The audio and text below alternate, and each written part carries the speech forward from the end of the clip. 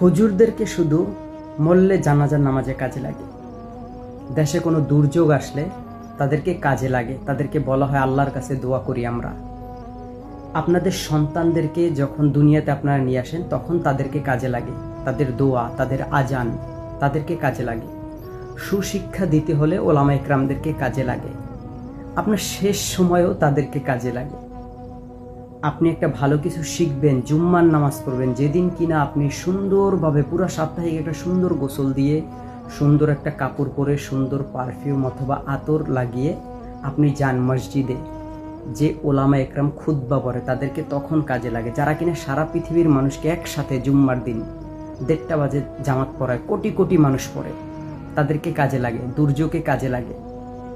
অথচ স্বাধীনতার 54 বছর পেরিয়ে যাওয়ার পরেও আমাদের দেশে 95% মুসলিম থাকা সত্ত্বেও একটা ইসলামিক দল ক্ষমতায় আসতে পারে না। আমরা কত বড় অপদার্থ ভেবে দেখছেন?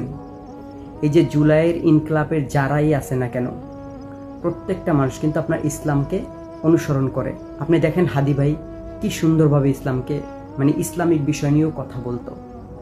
আমরা কত বড় অপদার্থ যে একটা ইসলামিক দলকে আমরা আনতে পারি না, কারণ আমরা মনে মনে ঠিকই আপনার ইসলামিক দলকে মুখে দেখাই ভালোবাসি, মনে নয়, অন্তরে লালন করি না তাদেরকে।